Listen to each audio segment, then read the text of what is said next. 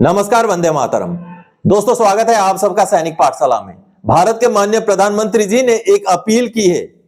आपको आपका पैसा आपके अधिकार के तहत भारत सरकार के खातों में पड़े 1 लाख करोड़ से भी ज्यादा पैसों को सही मालिक तक पहुंचाने के लिए मदद करने की अपील की है। जी हां दोस्तों, आपका पैसा आपका अधिकार एक ऐसी मुहिम है, एक ऐसा आंदोलन है जो भारत सरकार ने शुरू किया है और इसको 4 अक्टूबर 2025 को शुरू किया गया है और लगभग पिछले 2 महीने के अंदर 2000 करोड़ के आसपास पैसा लोगों को दिया जा चुका है, उनके सही मालिक को दिया जा चुका है। यह पैसा बैंकों में है, यह पैसा इंश्योरेंस कंपनीज के पास है, यह पैसा म्यूचुअल फंड में है, यह पैसा डिविडेंड फंड में भी है। दोस्तों, तो क्या है यह पैसा? 1 लाख करोड़ से भी ज्यादा का पैसा जिसको बांटने के लिए, जिसको उनके सही मालिक तक पहुंचाने के लिए माननीय प्रधानमंत्री ने भी सभी नागरिकों को अपील किया है। जी हां दोस्तों, इसके बारे में आगे बताऊंगा, क्योंकि इस मुहिम को बेशक भारत सरकार ने पिछले 2 महीने से शुरू किया है। सैनिक पाठशाला चैनल में मैंने इसी मुहिम को पिछले 3 साल से छेड़ रखा है, जिसका नतीजा यह हुआ है हजारों की संख्या में पेंशनर्स ने करोड़ों रुपए अभी तक इस मुहिम के तहत प्राप्त किए हैं। जी हां दोस्तों, या आखिर ये पैसा है क्या? आखिर ये मुहिम है क्या? माननीय प्रधानमंत्री जी का अपील है क्या? इसके लिए आपको कौन से वेबसाइट्स में चेक करना है, सभी जानकारियां जानेंगे आज के इस वीडियो में दोस्तों। तो चलिए आगे बढ़ते हैं दोस्तों। सबसे पहले भारत सरकार से जब संसद में कई बार सवाल पूछा गया कि भारत सरकार के पास बैंकों में या इंश्योरेंस कंपनीज के पास, म्यूचुअल फंड में कितना ऐसा पैसा है जो अनक्लेम्ड है, जो लोगों का पैसा तो है, वहां है, लेकिन कोई उसको क्लेम नहीं कर रहा है। तो भारत सरकार ने समय समय पर संसद में भी इसका जवाब दिया है, जिसका लेटेस्ट आंकड़ा ये है दोस्तों, 1 लाख करोड़ से भी ज्यादा का पैसा भारत सरकार के पास नागरिकों का पड़ा हुआ है। बैंकों में है, बैंक के खातों में है, इंश्योरेंस में है, मैच्योरिटी हो गया है। मान लीजिए किसी क्लेम का, किसी इंश्योरेंस पॉलिसी का मैच्योरिटी हो गया है, लेकिन उसको किसी ने क्लेम ही नहीं किया। हो सकता है जो उसके लाभार्थी है उनकी मृत्यु हो चुकी है, हो सकता है उन्होंने अपना पॉलिसी गुम कर दिया है, हो सकता है भूल गए हो, कुछ भी रीजन हो सकता है। तो इस तरीके से विभिन्न कारणों से भारत सरकार के पास 1 लाख करोड़ से भी ज्यादा का पैसा पड़ा हुआ है। यह भारत सरकार ने खुद एक्सेप्ट किया है।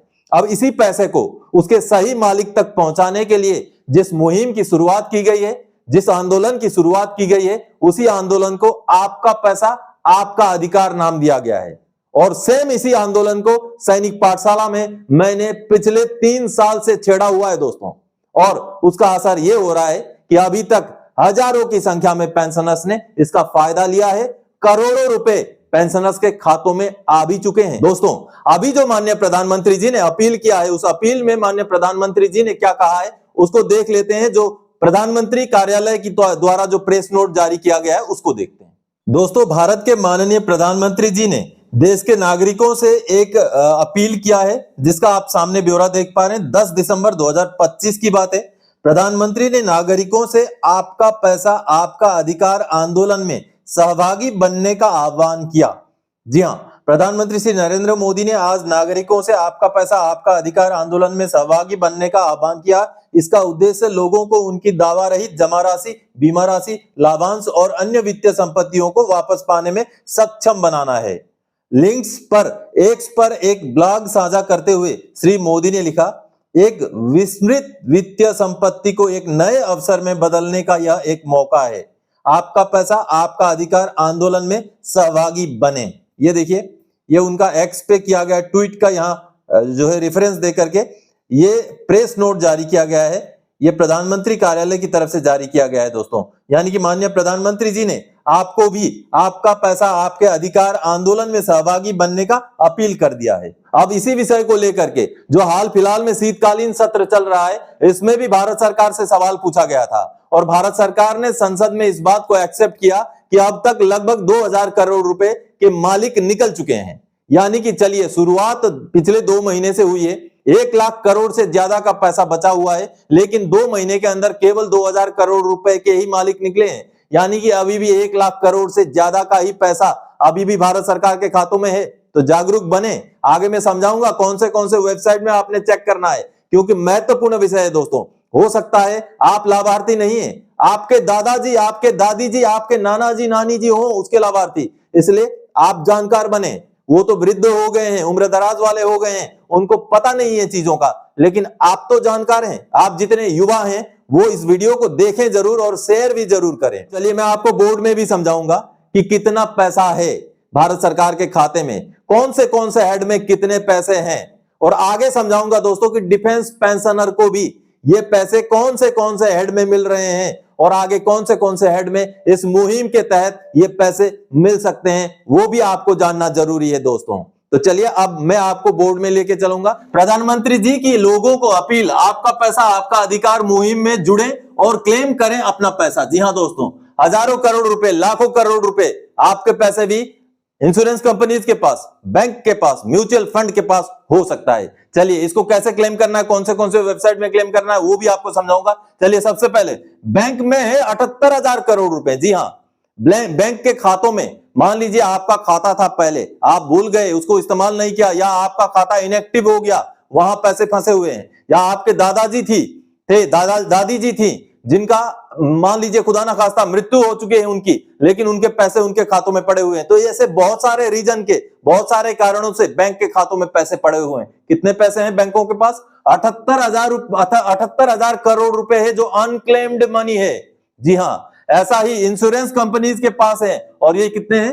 14,000 करोड़ रुपए।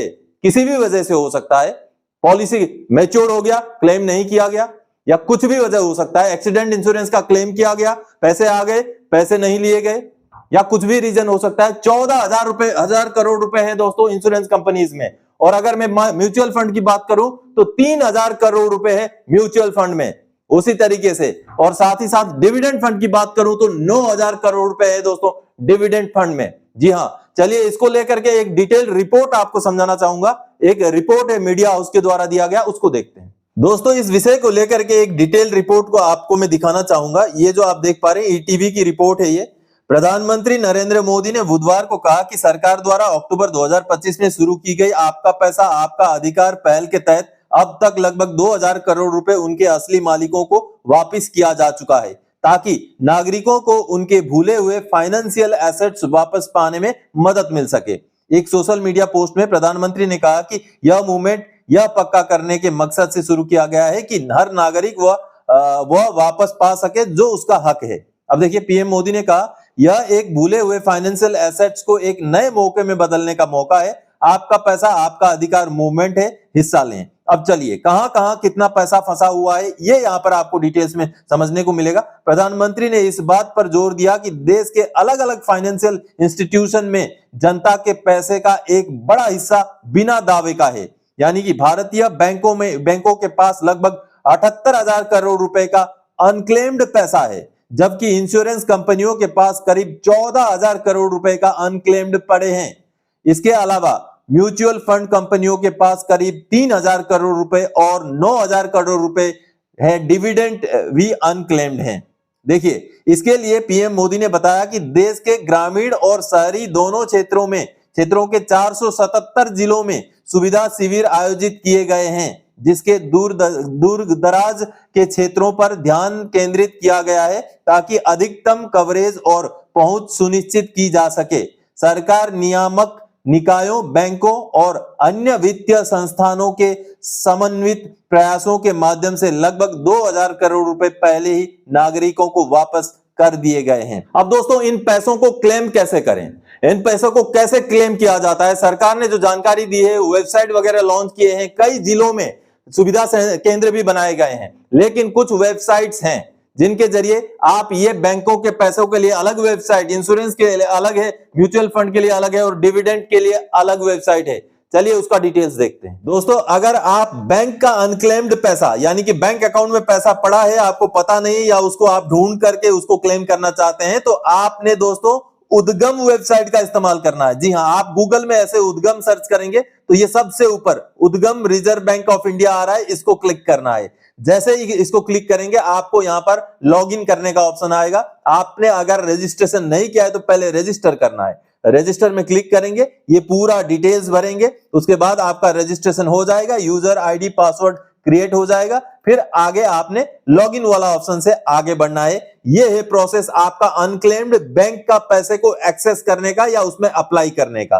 अब अगर मैं बोलूं इंश्योरेंस के लिए, तो इंश्योरेंस के लिए आपको इस्तेमाल करना पड़ेगा बीमा भरोसा। जी हां, बीमा भरोसा आपने इस्तेमाल करना है, और बीमा भरोसा इस्तेमाल करने के लिए आपने इस तरीके से बीमा भरोसा गूगल में सर्च करना है। फिर आपको ये वाला बीमा भरोसा का पोर्टल दिखेगा जिसमें आपने क्लिक करना है। जैसे आप बीमा भरोसा में क्लिक करेंगे, इस तरीके से आपको एक ऐसे पोर्टल में लेके जाएगा सिस्टम, जहां पर आप अपना बीमा का कोई भी अनक्लेम्ड जो है जो भी पॉलिसी है या अनक्लेम्ड जो भी अमाउंट है उसका यहां पर ग्रीवेंस या कंप्लेंट रजिस्टर कर पाएंगे। जो आप देख पा रहे हैं ये बीमा भरोसा वेबसाइट है। अगर आपका पैसा म्यूचुअल फंड में है तो आपको मित्रा में जाना है। मित्रा वेबसाइट है। मित्रा के लिए आपको दोस्तों पहले तो सेवी का वेबसाइट में जाना है। ये देखिए सेवी का वेबसाइट है। सेवी का वेबसाइट खोलते ही आपको यहाँ पर ये मित्रा वाला लिंक दिखेगा, इसमें क्लिक करेंगे तो आप मित्रा वेबसाइट में चले जाएंगे, जहां पर आपको पहले रजिस्ट्रेशन करना है या तो साइन अप करना है। उसके बाद यूजर आईडी पासवर्ड क्रिएट हो जाएगा, फिर आपने लॉगिन होकर के आपका म्यूचुअल फंड का अनक्लेम्ड पैसे को क्लेम कर सकते हैं। और अगर आपका डिविडेंड का पैसा है तो IEPFA के वेबसाइट में जाना है। IEPFA ये वाला वेबसाइट है। यहां पर आपने click here for login and registration, ये वाला ऑप्शन आपको दिख रहा है। यहां पर जाकर के आपने IEPFA के वेबसाइट में डिविडेंड के पैसों के लिए क्लेम करना है। अब ये तो रही वो पैसे जो कि आपका पैसा आपके अधिकार के तहत भारत सरकार ने एक आंदोलन, एक मुहिम छेड़ रखी है। इसके अलावा भी अब मैं बात करता हूं डिफेंस पेंशनर के बारे में। दोस्तों पिछले लगभग 3-3.5 साल से जो मुहिम मैंने छेड़ी है कि आपको सही जानकारी मिले, आपको सटीक जानकारी मिले, आपको सही कार्रवाई करने की जो है शिक्षा मिले, उसके तहत आज तक कई सारे पेंशनर्स, हजारों की संख्या में पेंशनर्स, लाखों की संख्या में पेंशनर्स करोड़ों रुपए क्लेम कर चुके हैं, उनको मिल चुके हैं पैसे। दोस्तों ये हकीकत है।